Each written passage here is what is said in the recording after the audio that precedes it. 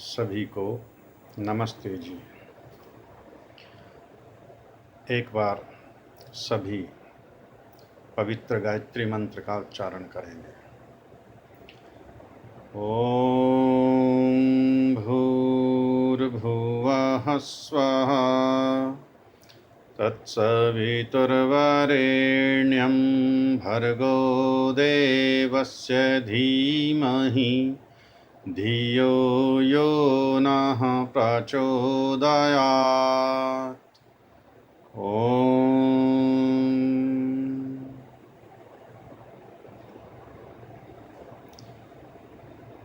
महर्षि पतंजलि के अष्टांग योग पर हम सब विचार कर रहे हैं और अष्टांग योग के प्रथम अंग यम पर यह चर्चा चल रही है। प्रथम 3 अंगों पर अहिंसा, सत्य, अस्तेय, इन तीनों पर हम विचार कर चुके हैं। आइए आज हम चौथे यम ब्रह्मचर्य पर विचार करते हैं। यह ब्रह्मचर्य क्या है? ब्रह्मचर्य का हमारे जीवन में कितना महत्व है? इस ब्रह्मचर्य की रक्षा हम किस प्रकार कर सकते हैं? इस ब्रह्मचर्य का हमारे जीवन में क्या महत्व है? सर्वप्रथम हम ब्रह्म शब्द को ही समझने का प्रयत्न करेंगे। ब्रह्म शब्द का अर्थ है ईश्वर। चर्य का अर्थ है चिंतन। तो ब्रह्मचर्य का अर्थ हुआ ईश्वर चिंतन, अर्थात ईश्वर के विषय में जानना, उसके विषय में विचार करना, उसके विषय में सोचना, उसके विषय में अधिक से अधिक जानकारी प्राप्त करना। यह ब्रह्मचर्य का अर्थ हुआ। जो इस ब्रह्म का पालन करता है वह ब्रह्मचारी कहलाता है, अर्थात जो ईश्वर के विषय में जानने का प्रयत्न करता है, उसके विषय में नए नए विचार उठाने का प्रयत्न करता है, उसको और अधिक से अधिक जानने का प्रयत्न करता है। इसीलिए ब्रह्मचर्य का अर्थ ईश्वर चिंतन लिया जाता है। दूसरा ब्रह्म कहते हैं वेद को, और चर्य का अर्थ होता है अध्ययन, अर्थात जो वेदों का अध्ययन करने वाला होता है वह ब्रह्मचारी कहलाता है। जो वेदों का अध्ययन करता है या वेदानुकूल सत्य शास्त्रों का अध्ययन करता है वह ब्रह्मचारी कहलाता है।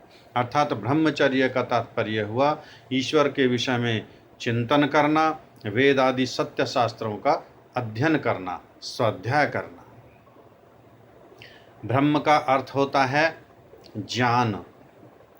चर्य का अर्थ अर्जन, अर्थात ज्ञानार्जन करना, अर्थात विद्या प्राप्ति करना, अर्थात विद्या का संग्रहण करना, अर्थात विद्या की वृद्धि करना। यह ब्रह्मचर्य का अर्थ हुआ। तो ब्रह्मचर्य के 3 अर्थ हुए। ईश्वर के विषय में चिंतन करना, वेद आदि सत्य शास्त्रों का अध्ययन करना और विद्या की प्राप्ति करना। ब्रह्म का चौथा अर्थ होता है वीर्य। चर्य का अर्थ होता है रक्षण करना, धारण करना, संग्रहित करना, अर्थात अपने शरीर में वीर्य की रक्षा करना, उसको संरक्षित करना, उसको शरीर में संग्रहित करना। तो ब्रह्मचर्य का 4 अर्थ यहाँ पर हुए, अर्थात ईश्वर के विषय में चिंतन करना, वेद आदि सत्य शास्त्रों का अध्ययन करना, स्वाध्याय करना, विद्या की प्राप्ति करना, विद्या को ग्रहण करना और अपने शरीर को सुदृढ़ पुष्ट बलवान बनाना, वीर्य का संरक्षण करना। यह ब्रह्मचर्य का अर्थ होता है। आज जो वर्तमान हमारा परिवेश है, इसमें हम इन चारों में से एक तथ्य का भी कहीं सम्यक अवलोकन नहीं कर पाते। हम अपने परिवारों में, हम अपने समाज में, अपने विद्यालयों में अथवा कार्यालयों में अथवा अन्य संगठनों में, हम जहाँ कहीं भी देखते हैं, चारों ओर आज ब्रह्मचर्य का लोप होता जा रहा है, ह्रास होता जा रहा है, पतन होता जा रहा है। यही कारण है कि आज समाज, राष्ट्र या परिवारों में कोई ईश्वर के विषय में बैठकर चिंतन नहीं करता, कोई वेद आदि सत्य शास्त्रों का अध्ययन नहीं करता, उस ब्रह्म विद्या की प्राप्ति के लिए परिश्रम पुरुषार्थ नहीं करता, इस वीर्य की रक्षा करते हुए अपने शरीर को पुष्ट, बलवान, सुदृढ़ बनाने का प्रयत्न नहीं करता। इस राष्ट्र में ऐसी ऐसी संतानें पैदा हुई जिनके पदाघात से चट्टानें चकनाचूर हो जाती थीं। आज का युवा निस्तेज और बुझा बुझा सा प्रतीत होता है। आज उसके शरीर में, उसके चेहरे से वह ब्रह्म तेज कहीं दिखाई नहीं देता है। आज का युवा ईश्वर के विषय में दिग्भ्रमित है, वह ईश्वर को जानता नहीं है। वेद आदि सत्य शास्त्रों के आज का युवा नाम नहीं जानता है, उनका अध्ययन स्वाध्याय तो बहुत दूर की बात है। ये इस ब्रह्मचर्य के लोप का कारण है, ये इस ब्रह्मचर्य का पालन न करने का परिणाम है। आज के परिवेश में हम देखते हैं जो सोशल मीडिया है, समाचार पत्र हैं, दूरदर्शन हैं, पत्र पत्रिकाएं हैं, सब में अश्लीलता की भरमार। कहीं कोई चारित्रिक शिक्षा, प्रसंग, प्रकरण दिखाई नहीं देते। इंस्टाग्राम, व्हाट्सएप, फेसबुक जैसी सोशल मीडिया अश्लीलताओं और नग्नताओं से भरी पड़ी हैं। इस राष्ट्र का भविष्य क्या होगा? इस ब्रह्मचर्य के अभाव में हमारे आने वाली संतानों का भविष्य कैसा होगा? वे अपने जीवन को सुदृढ़, मजबूत, बलवान कैसे बना पाएंगी? कैसे इस राष्ट्र को पुनः विश्व गुरु बनाया जाएगा जब तक इस राष्ट्र के युवाओं में इस ब्रह्मचर्य का पालन नहीं होगा? आज हमारे युवा और युवतियां सोशल मीडिया पर, टिकटॉक जैसी साइटों पर अश्लील वीडियो बनाकर अपलोड करने में अपना गर्व समझते हैं। वो ईश्वर के विषय में चिंतन करना नहीं जानते, वह ईश्वर के विषय में चिंतन नहीं करते, वह वेद आदि सत्य शास्त्रों का अध्ययन नहीं करते, वह इस ब्रह्म विद्या को प्राप्ति करने के लिए परिश्रम, पुरुषार्थ, तप, तपस्या नहीं करते, वे अपने शरीर को पुष्ट, बलवान बनाने के लिए प्रयत्न नहीं करते। टिकटॉक जैसी साइटों को भारत में 2019 में मद्रास हाई कोर्ट ने बिल्कुल प्रतिबंधित कर दिया था, लेकिन पुनः दुर्भाग्यवश ये आज हमारे राष्ट्र में फल फूल रही हैं। और न केवल फल फूल रही हैं, बल्कि इस राष्ट्र के प्रत्येक घर, प्रत्येक नौजवान के हृदय में घर करती जा रही हैं और उसको पतन के मार्ग की ओर ले जा रही हैं। यह बड़ा चिंतन का विषय है, बड़ा गंभीर विषय है। आज हमारे विद्यालयों में कहीं ब्रह्मचर्य की विद्या, कहीं ब्रह्मचर्य की शिक्षा दिखाई नहीं देती है। मैकाले की शिक्षा पद्धति में ब्रह्मचर्य का पालन कहीं होता प्रतीत नहीं दे रहा है। बड़े बड़े विश्वविद्यालयों में इस ब्रह्मचर्य का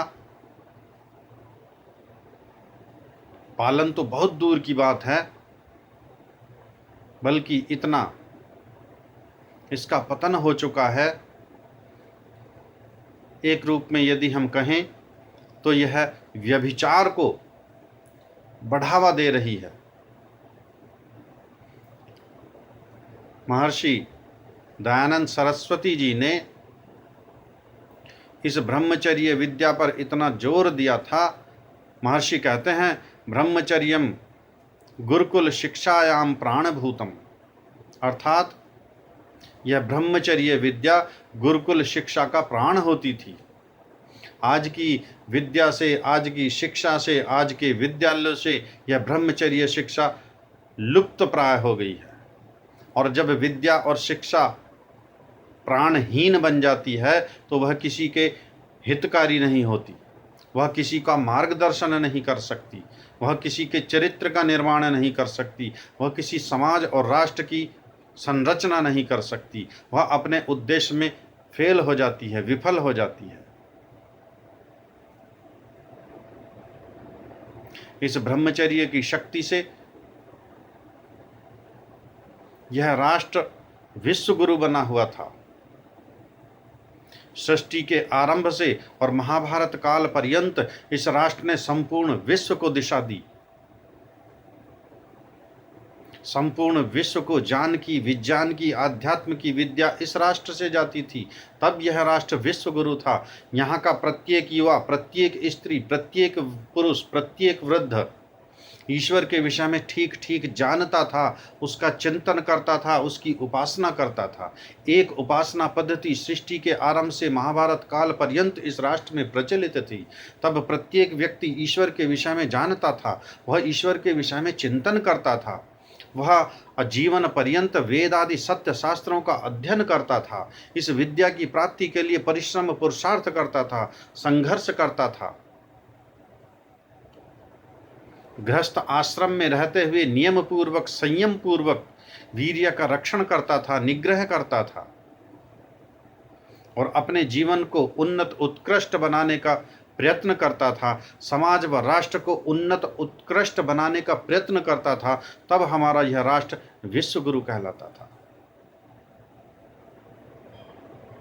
इस ब्रह्मचर्य शक्ति से हीन कोई व्यक्ति ना अपना स्वयं का उत्थान कर सकता, ना अपने परिवार का उत्थान कर सकता, ना अपने समाज का उत्थान कर सकता, ना अपने राष्ट्र का उत्थान कर सकता है।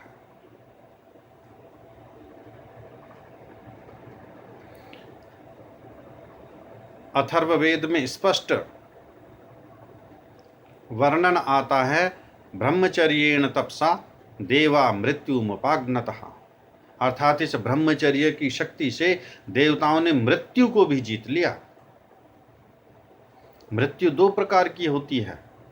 एक मृत्यु ये है, इस शरीर से आत्मा का किसी काल में वियोग हो जाना, अर्थात जब इस शरीर से आत्मा निकल जाती है तब कहा जाता है कि अमुक व्यक्ति का देहांत हो गया, इस व्यक्ति की मृत्यु हो गई है। यह आप सभी जानते हैं। किंतु एक मृत्यु ऐसी भी होती है जो व्यक्ति के जीवन में प्राण रहते हुए भी वह कई बार मृत्यु के दर्शन करता है। रोग से, व्याधि से, अपयश से, दुष्कर्मों से व्यक्ति की अनेकों बार मृत्यु होती है। ऐसी मृत्युओं को देवता लोग टाल दिया करते थे, अर्थात वो अपने शरीर को बलिष्ठ बनाते थे, सुदृढ़ बनाते थे, मजबूत बनाते थे, अपनी इंद्रियों पर नियंत्रण रखते थे। उनका आत्मिक बल, उनका बौद्धिक बल, उनका मानसिक बल इतना उन्नत उत्कृष्ट होता था कि वह इस प्रकार के अपयशों से, दुष्कर्मों से, निंदित कार्यों से सर्वदा दूर रहते थे और इस ब्रह्मचर्य शक्ति के द्वारा ईश्वर चिंतन कर, वेद आदि सत्य शास्त्रों का अध्ययन करके, इस ब्रह्म विद्या को प्राप्त करके, इस शरीर को त्याग कर मोक्ष के परम पद को प्राप्त होते थे। ऐसी महानता इस ब्रह्मचर्य की मनुष्य के जीवन में है। शिव संहिता में ब्रह्मचर्य के विषय में आता है, मरण बिंदु पाते न, अर्थात इस शरीर में संचित वीर्य रूपी बिंदु का ह्रास करना, स्खलित करना मृत्यु के समान है। मृत्यु को निमंत्रण देना है। जीवन की रक्षा इस वीर्य रूपी शक्ति से ही होती है। यदि शरीर में वीर्य शक्ति नहीं है तो व्यक्ति कांतिहीन हो जाता है, तेजहीन हो जाता है, बलहीन हो जाता है, पुरुषार्थहीन हो जाता है, उसका आत्मिक बल गिर जाता है, उसका मानसिक बौद्धिक बल गिर जाता है।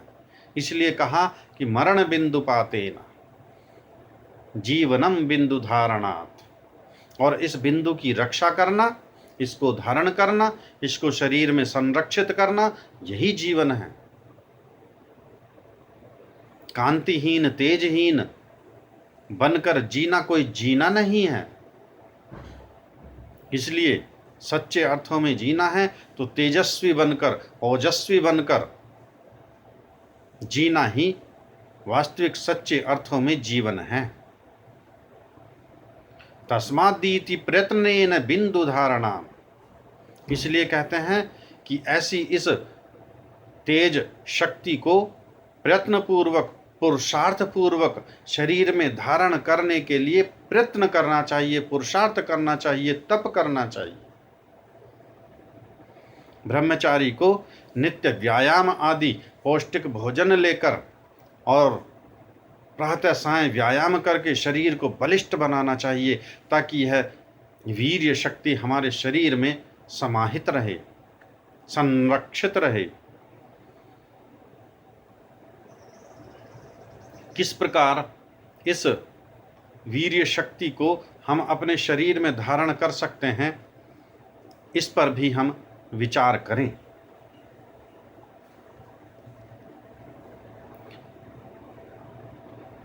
शास्त्र कहता है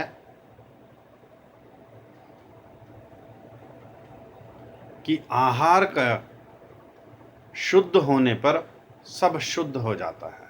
यदि हमारा आहार विकृत है, दूषित है, तो हमारा मन, बुद्धि, चित्त, आत्मा सब मलिन रहेगा। इसलिए आहार पर विशेष ध्यान हमको देना चाहिए। शुद्ध सात्विक भोजन हमको ग्रहण करना चाहिए। ताजे फल, दूध, मेवे आदि पदार्थ हमको भोजन में लेने चाहिए। अंडे, मांस, मछली, मद्यपान, धूम्रपान आदि से सर्वदा बचना चाहिए। जितना जितना हम भोजन प्रतिदिन लेते हैं, जो भी हम भोजन खाते हैं, इससे हमारे शरीर में जब पाचन क्रिया होती है तो सर्वप्रथम धातु का निर्माण होता है, वह रस कहलाता है। अर्थात जो हम भोजन ग्रहण करते हैं उससे एक धातु बनती है हमारे शरीर में, जिसे हम रस के नाम से जानते हैं। रस बनता है। इस रस से अगली धातु रक्त का निर्माण होता है।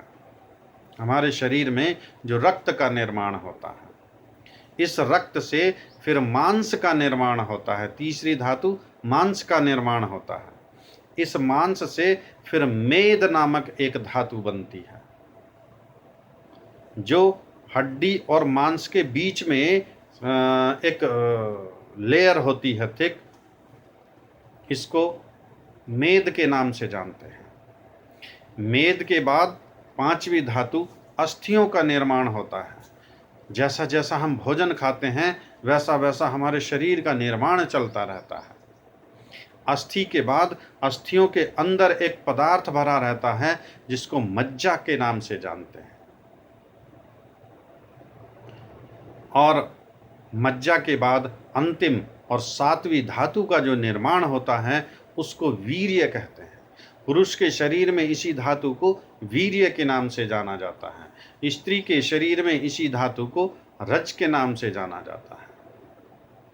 और यह वीर्य और रज जब शरीर में संरक्षित रहता है तो इससे ओज का निर्माण होता है, अर्थात चेहरे पर एक चमक आती है, पूरे शरीर में एक स्फूर्ति आती है। यह ब्रह्मचारी के शरीर में ही संभव है, अर्थात जो वीर्य की रक्षण करता है। यदि हमारा भोजन शुद्ध होगा, सात्विक होगा, तो हमारे शरीर की धातुएं सब सात्विक होंगी, पवित्र होंगी। रस, रक्त, मांस, मेद, अस्थि, मज्जा, शुक्र सब पवित्र और शुद्ध होगा।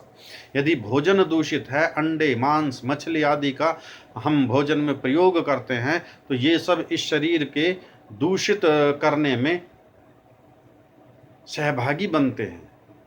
मन मलिन हो जाता है, बुद्धि मलिन हो जाती है, आत्मा अपवित्र हो जाती है, फिर वह शुभ कर्म नहीं करता। फिर उसकी जैसी बुद्धि, जैसा मन बनता जाता है, वैसे ही वह अहिंसक कार्य करता है। और हम अष्टांग योग का अनुसरण कर रहे हैं ईश्वर प्राप्ति के लिए। उसके लिए हमें परिश्रम पुरुषार्थ करने की आवश्यकता है। तो सर्वप्रथम ब्रह्मचर्य में यह हम सब के लिए अनिवार्य है कि हम अपने भोजन पर विशेष ध्यान दें। हमारा भोजन शुद्ध हो, ताजा हो, पवित्र हो, सात्विक हो,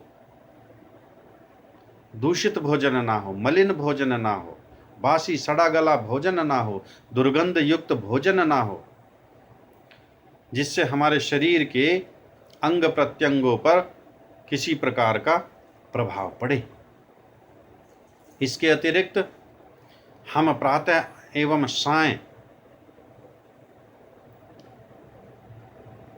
यथाशक्ति यथा समय व्यायाम अवश्य करें। इस व्यायाम से यह वीर्य इस शक्ति में, इस शरीर में संरक्षित रहता है। यदि हम व्यायाम नहीं करते हैं तो ब्रह्मचर्य पालन में परेशानी होती है, कठिनाई होती है, दुविधा होती है।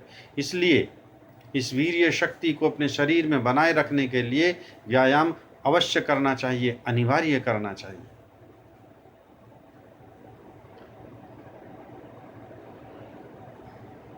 इस वीर्य शक्ति के मार्ग में कौन कौन सी बाधाएं हैं, उन पर भी संक्षेप में विचार करते हैं। महर्षि दयानंद सरस्वती ने अपने अमर ग्रंथ सत्यार्थ प्रकाश में अष्टमैथुनों की चर्चा की है। उन्होंने इन 8 प्रकार के मैथुनों का निषेध किया है, अर्थात हम 8 प्रकार के मैथुनों से बचकर इस ब्रह्मचर्य शक्ति को अपने शरीर में धारण कर सकते हैं। प्रथम दर्शन, अर्थात स्त्री एवं पुरुष को परस्पर दर्शन नहीं करना चाहिए। कब दर्शन नहीं करना चाहिए? जब बच्चा 5 से और 8 वर्ष के बीच की आयु का होता है तो वह विद्या प्राप्ति के लिए गुरुकुल में जाता था, और 25 वर्ष पर्यंत जब उसकी विद्या पूरी ना हो तब तक वह गुरुकुल में रहता था। छात्रों के गुरुकुल अलग और छात्राओं के गुरुकुल अलग होते थे। उस स्थिति में अर्थात ब्रह्मचर्य आश्रम में जब तक उनकी विद्या पूरी ना हो परस्पर दर्शन की मनाही थी। आज हम ऐसा कहीं परिवेश अपने समाज राष्ट्र में देखते ही नहीं है। इसलिए ब्रह्मचर्य पालन में उतनी परेशानियां भी आ रही हैं। स्पर्शन, एक दूसरे का स्पर्श ना करें।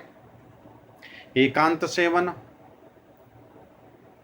युवक एवं युवतियां एकांत स्थान में अकेले में ना मिलें, जिसका आज सर्वाधिक उल्लंघन हो रहा है। इसीलिए ब्रह्मचर्य का ह्रास भी हो रहा है। भाषण, एक दूसरे से परस्पर वार्ता ना करें, परिचर्चा ना करें। विषय कथा, इस प्रकार की चर्चा ना करें, परिचर्चा ना करें, कथा कहानियां ना सुनाएं, जो आज सोशल मीडिया पर भरमार हुई पड़ी है इस प्रकार की कथाओं की, जो ब्रह्मचर्य के पालन में सबसे बड़ी बाधा प्रतीत हो रही है। परस्पर क्रीड़ा ना करें, विषय का ध्यान ना करें और एक दूसरे का संग ना करें। जो 8 प्रकार के ब्रह्मचर्य, जो 8 प्रकार के मैथुनों का महर्षि दयानंद सरस्वती जी ने विरोध किया है, निरोध किया है, जिनका निषेध किया है, आज हम अपने परिवार, समाज, राष्ट्र में देखते हैं कि इन पर किसी प्रकार का कोई प्रतिबंध नहीं है, कोई रोक नहीं है। इसीलिए इस ब्रह्मचर्य की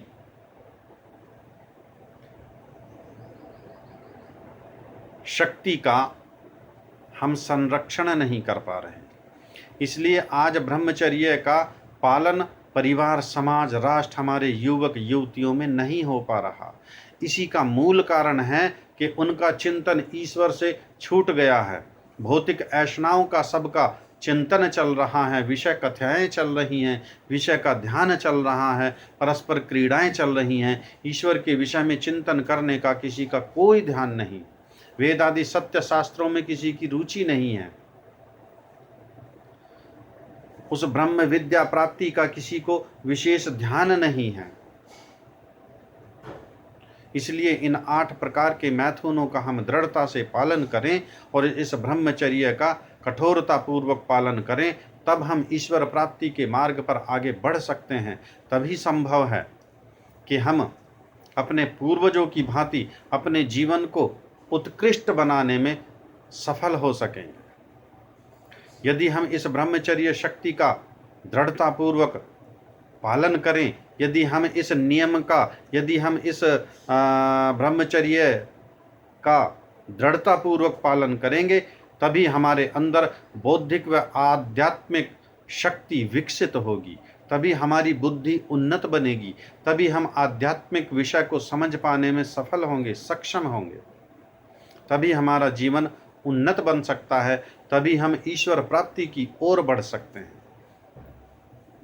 इसलिए हम सबको इस ब्रह्मचर्य पर विशेष ध्यान देने की आवश्यकता है, ताकि हम अपने अष्टांग योग के मार्ग को सफल बना सकें और ईश्वर प्राप्ति की ओर हम सब बढ़ सकें। सभी का बहुत बहुत धन्यवाद। सभी को नमस्ते जी। सभी से पुनः पुनः निवेदन कि इस वीडियो को अपने मित्रों, संबंधियों और आर्यगणों में प्रचारित करते रहें, प्रसारित करते रहें, ताकि इनका सभी को लाभ मिल सके। आप इस चैनल को सब्सक्राइब करते रहिए ताकि आने वाली वीडियो का आपको सूचना मिल सके। पुनः सभी का